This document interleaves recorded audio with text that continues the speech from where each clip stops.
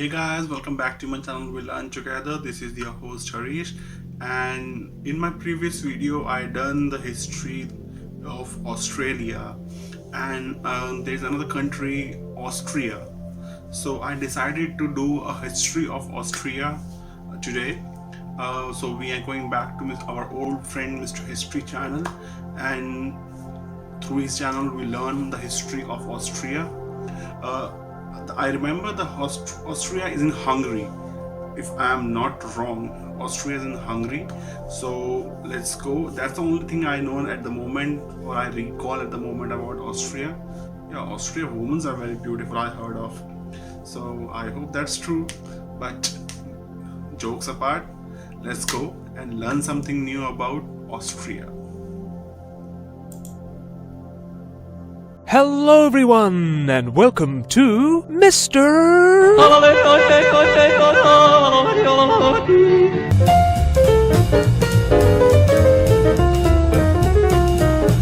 This is Europe, and here is Austria. Now come on, let's have a closer look, shall we? Austria was first inhabited in Paleolithic times. Then settlements appeared, most notably the Iron Age Celtic Hallstatt culture. Today, Hallstatt is maybe the most beautiful village in the world, but back in Celtic times it was a burial site and salt mining region. The Celts of Austria were master metalsmiths, and by 400 BC had established a kingdom called Noricum. The people of Noricum had long known of the qualities of their iron ores, and their excellent Noric steel sold like hotcakes once the Romans saw how good it was for swords. Noricum was absorbed into the Roman Empire peacefully, and the Romans built roads and cities like Carnuntum and Vindobona, which became Vienna. Christianity was introduced in the 2nd century, and the 4th century saw numerous Germanic invasions. Western Rome fell in the 5th century, and all sorts of transitory tribal incursions occurred, and while Slavs took eastern Austria, German Bavarians and Alemanni took the north and west. And over the centuries, Bavarians expanded their settlements, leaving Austria pretty much 100% German. In 794, the Bavarians were conquered by the Franks, another German people, under Charlemagne, and in 800 the land joined the Frankish Carolingian Empire as the Eastern Kingdom, Österreich. Decades of war against invading Hungarians advancing through the Danube River Valley ensued until they were stopped by the Saxon Otto I.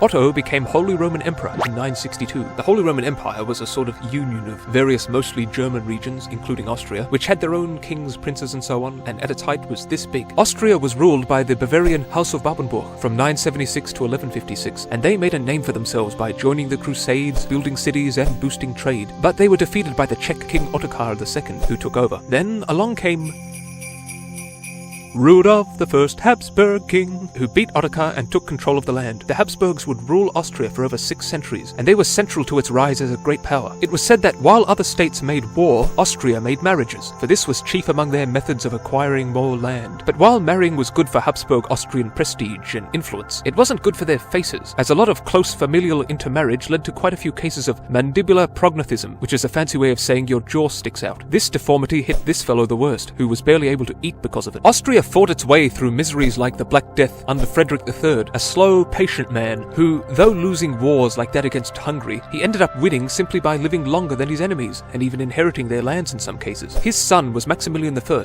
who became a very miserable man and used to travel about with his own coffin. He managed to get his son, Philip the Handsome, married to the Spanish Queen Juana of Castile. Perhaps she got her hopes up so much on hearing Philip was named the Handsome that, on seeing his actual face, she went crazy, for she did indeed go insane after her marriage. Handsome boy's son was Charles V, who, on inheriting the growing Spanish Empire, became one of the most powerful men in the world. Charles sanctioned the Spanish conquests of Mexico and Peru, fought numerous costly wars in Europe, tried to quash the Protestant Reformation spearheaded by a Martin Luther, and his Habsburg armies defeated the invading Turks, led by a man wearing a giant marshmallow, at the 1529 Siege of Vienna. When Charles died, the Habsburg dominions were split into the Spanish part, seen here in red, and the Austrian part, in yellow. Meanwhile, decades were spent trying to destroy Protestantism, and this guy was so vicious in his efforts to obliterate it that he provoked the escalation of the 30 Years' War, which tore Europe to pieces. Then the Turks invaded again, once more aiming to take Vienna. They slaughtered their way to the gates and proceeded to await the starvation or surrender of the city when the Polish arrived to save the day at the Battle of Vienna, led by Sobieski. This battle signaled the end of Turkish advancement into Europe, and the Habsburgs followed it up with further victories against them. But more importantly, this all saw the invention of the croissant, a tasty way for Christians to remember the victory against the Muslims. All this happened on the watch of Emperor Leopold I,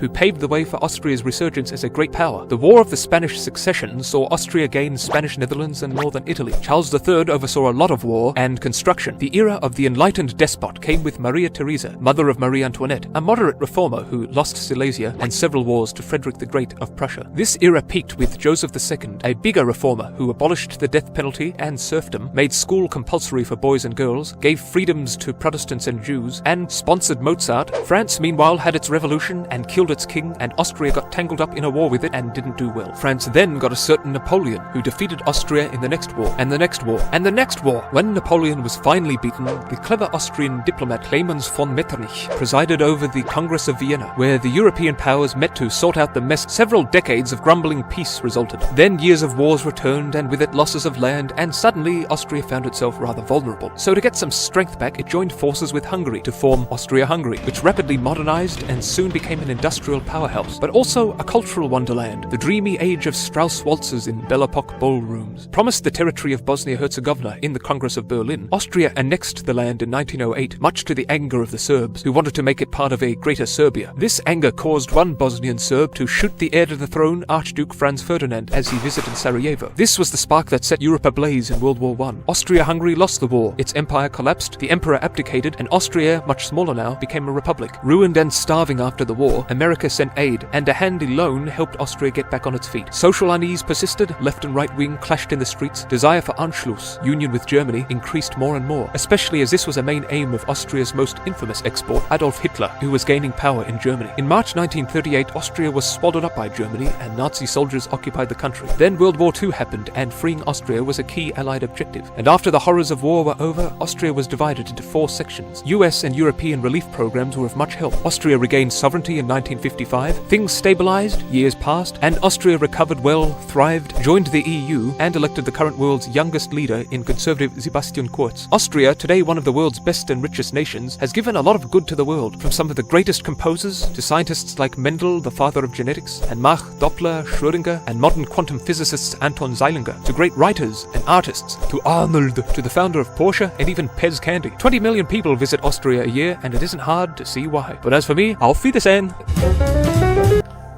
That's it for the video, guys. I hope you have learned something new about Austria. Actually, I have learned something about Austria, that Austria is a separate country. It's not a part of Hungary. Yeah, they have collaborated, but Austria is a self-country itself, and Hungary is a separate country. And they gained their independence after the World War II in 1955, and they joined the EU Union in 1995. It's pretty good information that they have compiled in a video, and as a foreigner who don't know about Austria and their culture and their history, this video provides small information, or important information rather I say, to me. If someone asks me about the Austria history, I have something to say around. So if you like this video, if you learn something in this video, please don't forget to hit the like button, subscribe to my channel, and share your feedback in the comment section below. Till next time, peace out.